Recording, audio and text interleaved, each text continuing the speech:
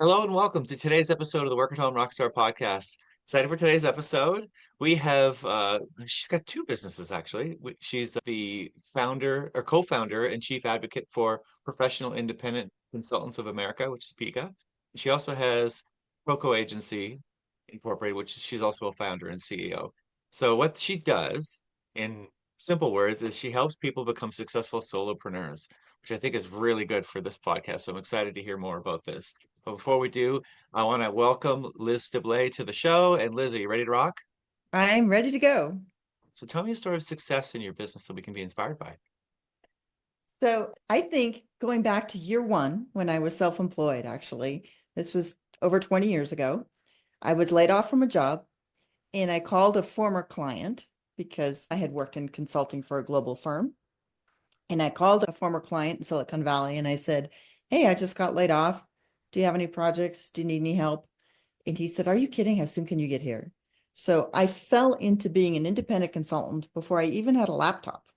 Hmm. Literally, I only made that one phone call. I talked to him about the projects and I was hired the next week and I didn't even have a laptop. So it was kind of accidental. I didn't Wow. plan on being self-employed, but here's where the success part comes in. That first year, I made more money, worked fewer hours, didn't have to deal with any big firm BS, and more importantly, had more quality time with my 3-year-old kid.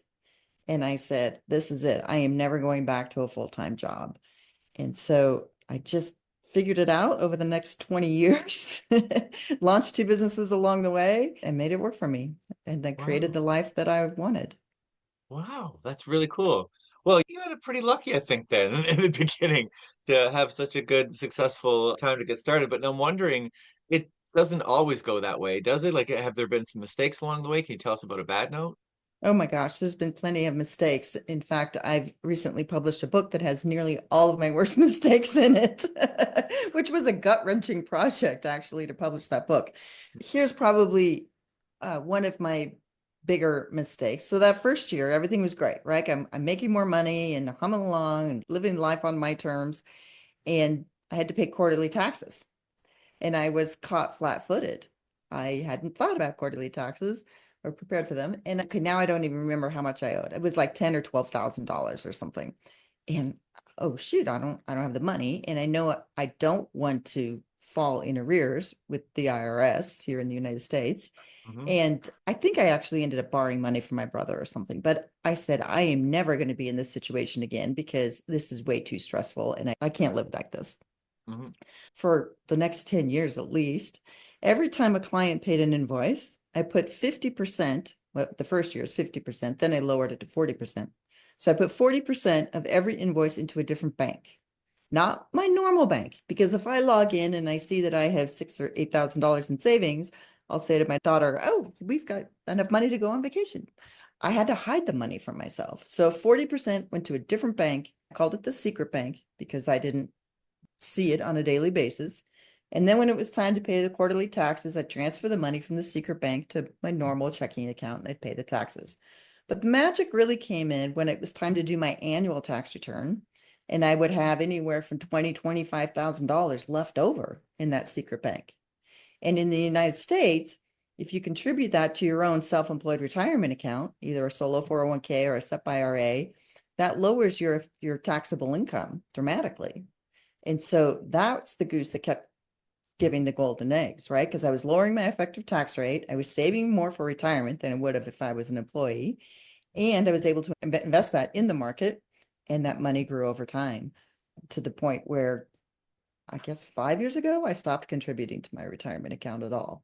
So, yeah, I would say that that was a failure that really planted the seed for me building wealth over time. Wow, wow. That's awesome. And I want to like echo that one. I've actually made that tax mistake twice, believe it or not. Oh, Learning no. first, but it's just,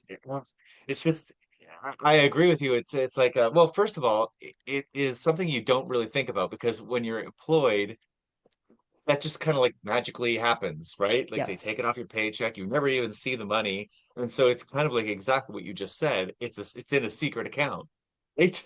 And it's it already at all the of a government. yeah, it's already there. So when it comes into your own account and you're the one that's getting it, I think the first time I didn't realize it. It was a mistake. And then the second time, I think it's just because it's like hard to like take 40%, like actually do 35. Yeah. And it's like, it's a lot of money. It's a lot of money. And and but really part of the trick is to live within your means. And Mm, that money isn't really yours. It really belongs to the government. And so by putting that money away, one of the things you always talk about too is cash flow. And when you are self-employed, erratic cash flow is just sort of the name of the game. So there were definitely lean times where I had to borrow money from the secret account to pay my monthly bills. okay. So I was a single mom in San Francisco, self-employed, and my cash flow ranged from 5,000 a month to 24,000 a month. Obviously, 24,000 a month is a good living, but you can't Yep. live as a single mom on 5 grand in San Francisco. It's just No. not possible. Yeah. So in those lean times, I would borrow money from the secret account, but then there'd be a sticky note right above my screen that said, "You owe secret account $4,000," or whatever Yeah. it was I had to borrow from myself to make ends meet. And then when times were flush again, I would make up that money because I didn't want to have that panicked feeling of being falling short when it came Hmm. time to owe the government. Once you're late on one of those payments, then you're accruing penalties and interest, and that's just like a huge downward spiral. Yeah. So, yes, definitely it's hiding money from yourself, but it's to avoid the stress. Yeah. I don't have a separate bank account, but I do the same thing. I have multiple virtual accounts and I put it in those accounts and they're not in my main account that's accessible. I have to go grab. So we have similar systems to do that. I think it's really cool. I think that another issue that a lot of people might have is that when you're employed, typically your paycheck goes up over time. You know, you get this salary, and then every once in a while they'll give you a little raise. So you always have this expectation of like, oh yeah, yeah, I'll get more money later, right? But in the self-employed world, I don't know if your experience is the same as mine, but I mean, it sounds like it is because you said sometimes you have flush months, sometimes you don't. It's Yes, like this way more, right? And yes, so and it's even more difficult unless you're really good with your numbers and you're really good with your spreadsheets to even see forecasts and stuff. It's just like sometimes you have money and sometimes you don't. So like that whole tax thing can get into more trouble because now later on I'll have more money. So I'll be able to just put, I'll take from it now and it'll be fine later on. But that might not be the yes. case. There's no guarantee for sure. In my role at the Professional Independent Consultants of America, which is basically an educational organization and community where I mentor people who are self-employed, I've talked to thousands of people over the years. Managing that cash flow is one of the bigger challenges. If you go underneath that, one of the things you also like to talk about is how to keep your hat full, right? Yeah. Make sure that you have enough money coming in.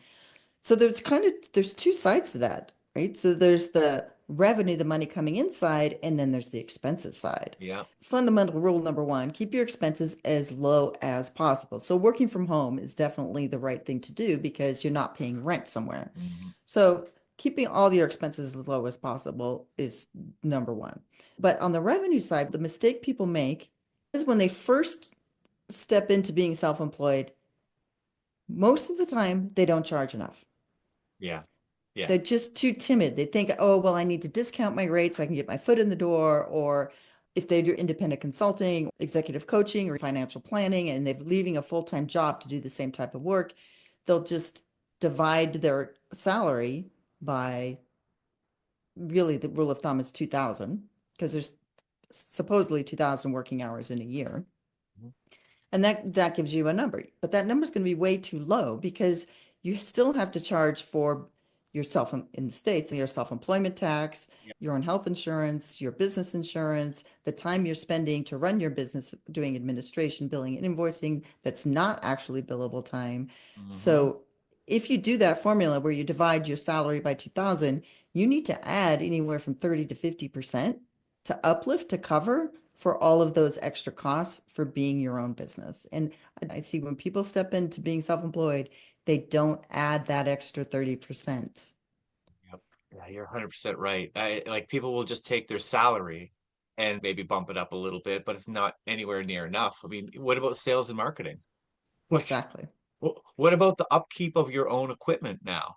Like, there's a lot of stuff that your employer will take care of that you now have to take care of. So I'd say that's one of the biggest mistakes. And then for people who have been self-employed for a while, they don't raise their rates as Hmm. often as they should, or even more important, if you've been self-employed for a while and you're charging by the hour, which is what most people do when they start out because it's the easiest to manage and it lowers Yeah, your risk.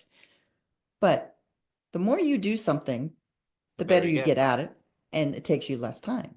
Hmm. So if you don't really raise your rates or change your pricing structure over time, you're actually making less per hour because you're working faster. You've already got the templates or the formats or the things that you adapt. You're not creating things from scratch anymore. You're using your own intellectual property to get things done faster. So in those situations, you need to start thinking about moving towards a fixed rate, if not for the whole piece of work that you're doing, at least for part of it. Got Because it. when you're billing a fixed rate, you're billing for the time it would take if you were to do it from scratch without all of your tools and templates and accelerators. And so even if you can do a hybrid pricing where you say, okay, I'm going to do the assessment at a fixed rate of $10,000, and then we'll do the actual implementation work hourly because we're not quite sure how long that's really going to take, you're still going to come out ahead of the game. The second mistake people make is once they've been self-employed for a while is they don't tweak their pricing model or they don't raise their rates enough. Brilliant. Brilliant. I love it. Okay. So, okay. And I agree 100%. I was thinking the same thing. Like when you do a fixed rate as well, the other thing is that now you are rewarded for getting better rather than, penalized, right? Yeah. So now, have you noticed when you're talking to a client though, sometimes like have you noticed that some of them want to know how much time it's going to take? Like they want sort of an hourly pricing model, or do you not come into that at all? It probably depends on the type of work that you're doing. Yeah. I worked with Fortune 500 companies as an independent consultant, and the clients were used to seeing rates by the hour because when they hire consultants from the big firm, it's their budgets are broken out Mhm. hourly. So that's what the clients were expecting.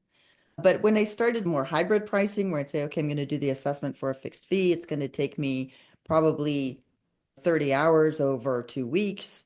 I can give a ballpark figure just so that they know they have some sort of a sense, but I'm not giving them specifics. I'm not going to say, well, it's going to take me 30 hours at $200 an hour. I don't break it down that way, Yeah. but to give them a sense. It's a little bit like retainers too. A retainer is a little bit different because you're billing for a chunk of time in advance of the month. For example, my executive assistant is on a retainer basis, and I get a bill on the first of the month for all of the time that she expects to work over that month. Some months it's more, some months it's less, but I'm reserving her smarts and her time Yeah. to be Yeah. on call. She doesn't send me an invoice saying, okay, this is going to be for 50 hours at $50 an hour or whatever. But Wow. retainers are great, but it takes a lot of trust between you and the client Yes. before they'll be willing to move to a retainer basis because they need to make sure that they're getting the full value for your time. Yep. So do you have any tricks or anything for a client that is sort of like pushing for hourly stuff? Like I know that as you get better, your hourly rate goes up. But then there gets to a point where I think some clients are like, what? Like 150 or $200 an hour or $300 an hour. This is blowing my mind. It's Yes. too much for them to get their heads wrapped around, which is why I think the fixed pricing starts to work better. Because now you're Yes. talking about what they get rather than how much time it's going to take you to do it. Do you have any tricks on what you can tell a client if they are kind of having a hard time with this whole thing? Yeah. So I call it sort of like the invisible glass ceiling because at some point the client's like, wait a minute, that's not reasonable.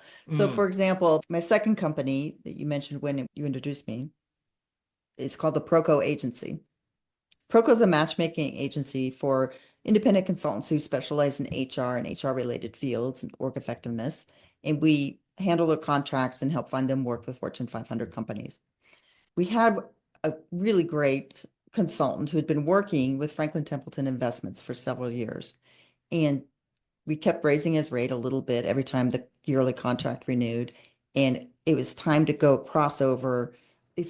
They actually asked me, do you have a consultant that is less expensive? And I said, but you know this guy and you're used to working with him. Let me see what I can work out. And so we actually just adjusted the the number of hours that he was going to work. So he was going to work fewer hours. And so we sort of traded it off that way. But their billing would be about the same, but he was just going to manage his time differently. Mm-hmm. I did this successfully for years. I'd be doing what I called a client intake meeting, where I'm like, okay, tell me what's going on. Where are you at in the project life cycle? Have you done this? Have you done that? What's the biggest issue? What's keeping you up at night? All of those questions that I would normally ask. Usually in those meetings, they'll say, well, and then I'll tell them, I'd say, well, this is how I would generally approach this, but I'm going to put together a proposal for you and actually lay it out. And they'll say, okay, well, that sounds great, but what's your rate? Yeah. So try not to quote an exact rate in that meeting.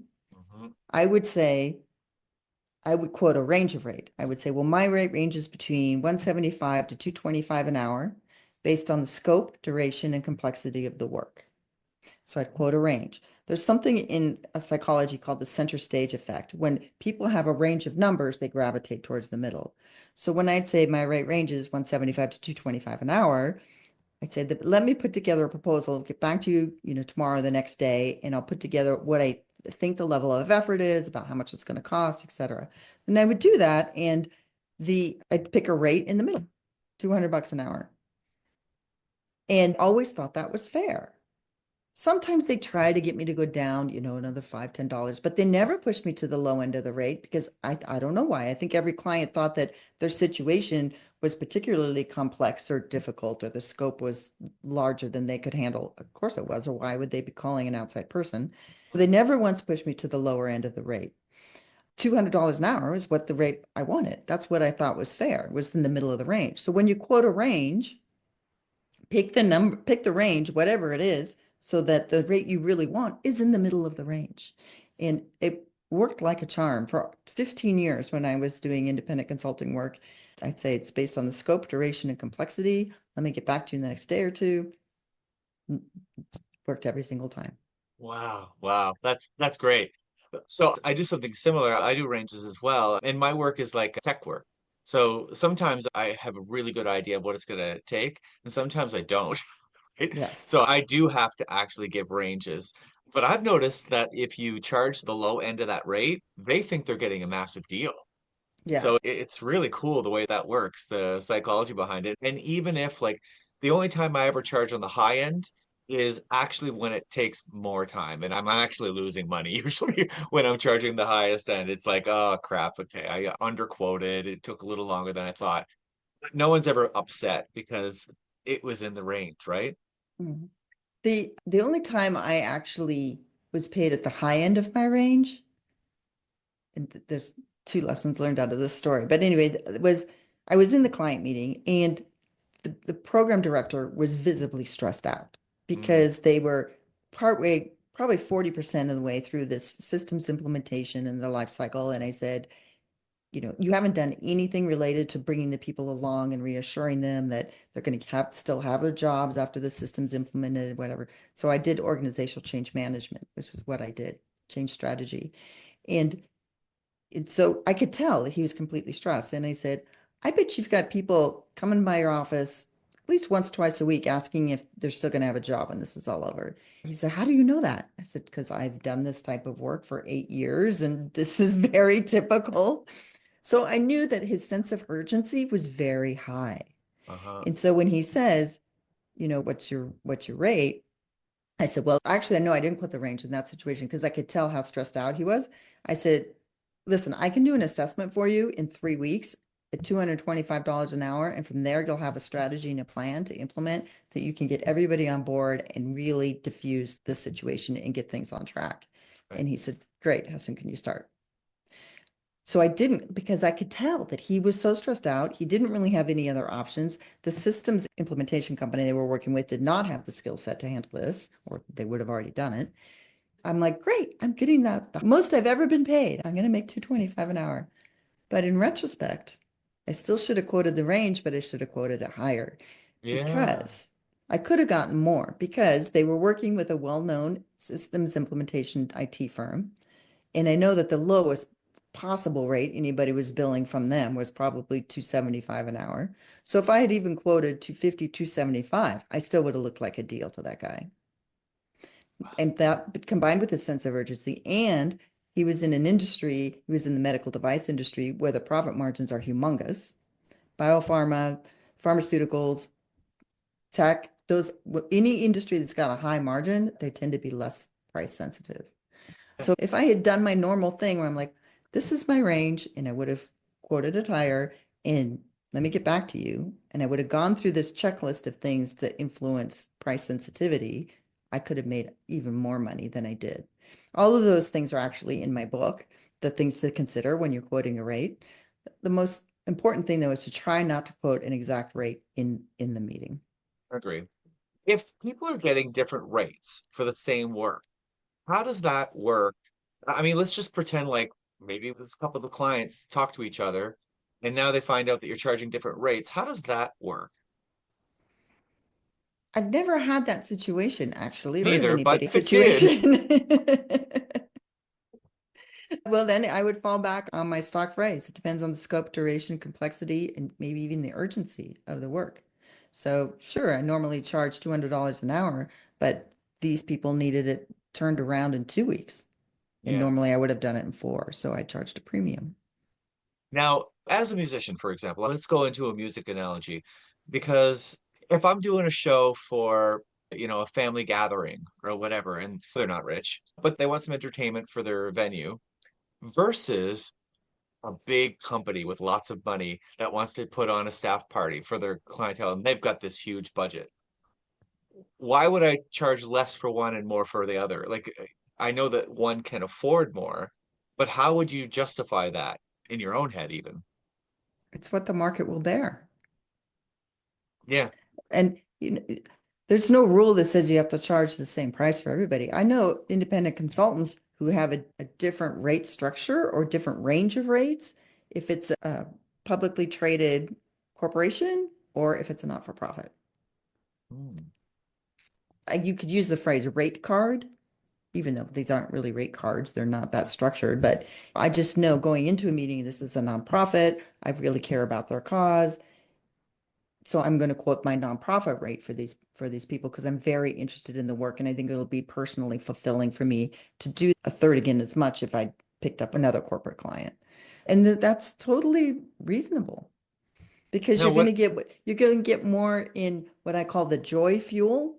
You're going to get more intrinsic value of doing work that's meaningful to you for the nonprofit as opposed to just always going for the money. Yeah. There we go. I agree with that. Giving a deal to somebody that you like, I guess, over because I mean, in those two circumstances, I would imagine that the nonprofit, like you say, there's like a lot more emotional stuff. The small family that's looking for a family gathering might be related to you. It There's might a just be friend in more it. fun. It might be more fun. Yeah. And then the other thing too is that a corporation or someone with a lot of money would have likely higher expectations of you as well, which Yes, would mean pricing is very subjective and emotional. Mhm. So it's tricky. If you price too low, they're going to think you're not any good. Good.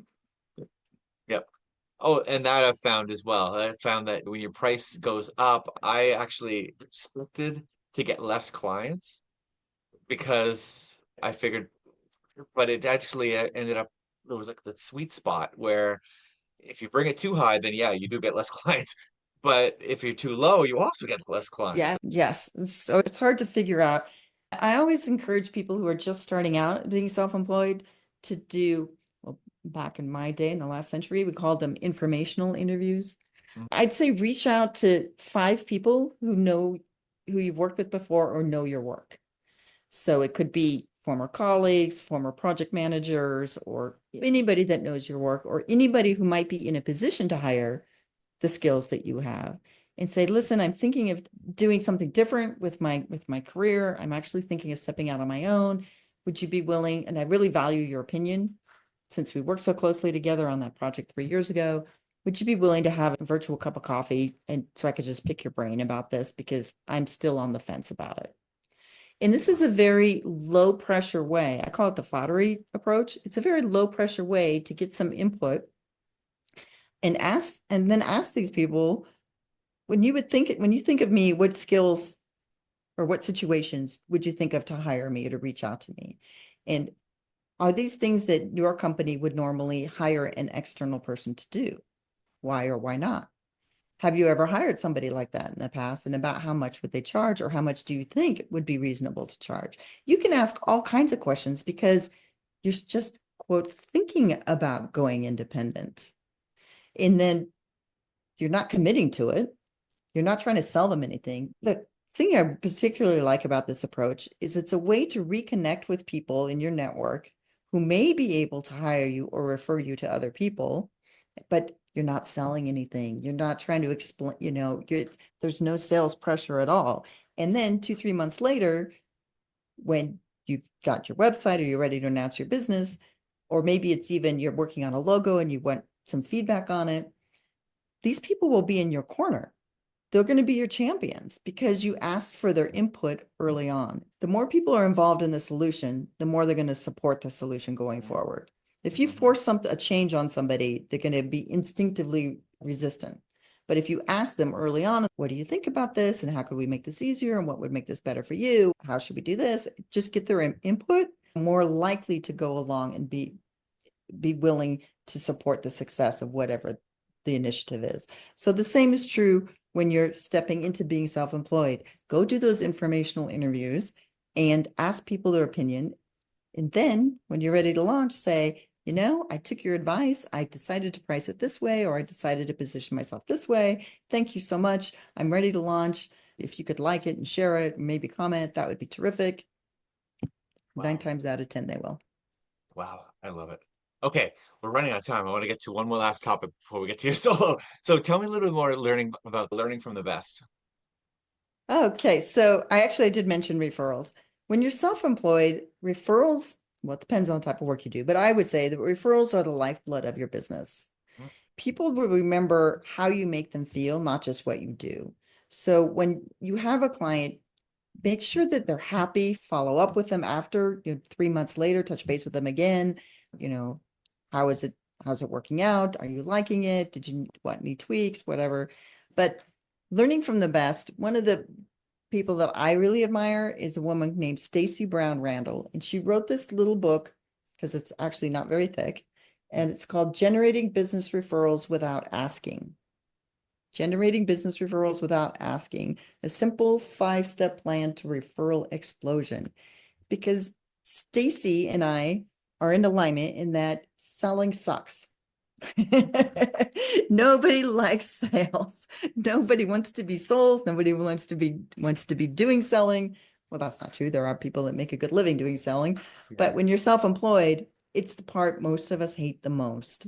And so it's by building relationships and having a system and process in place for nurturing those relationships that leads to ongoing work, and which helps feed cash flow, right?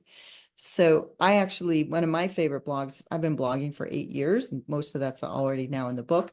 But one of my favorite phrases is that business development equals relationship development. There's no selling required. You just maintain strong relationships with people. You always provide value. So when I reached out to you, Tim, in 3 months, I'm going to say, I know you were interested in upgrading your headphone equipment, and I just came across this review on CNET. So I'm providing something of value. And so then if you hear about somebody who has questions about being self-employed, you might say, oh, well, you really might want to reach out to this woman, Liz Steblay at PICA, because I've kept my name fresh in your mind by providing you something of value, not just trying to sell you something. So business development equals relationship development. And there's a whole chapter in the book on that too. That's amazing. And so the inside joke there is that I'm wearing these big earmuffs headphones today because my other ones just broke today. So yeah, but I love what you're saying there, because like that has nothing to do with your business, but it is showing your client that you're thinking about them, right? And Yes. that probably has more weight, doesn't it? Yes. Yeah, it's building a relationship over time.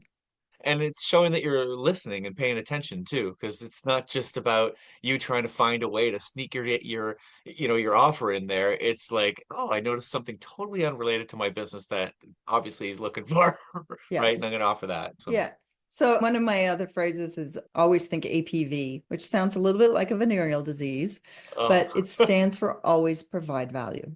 yeah.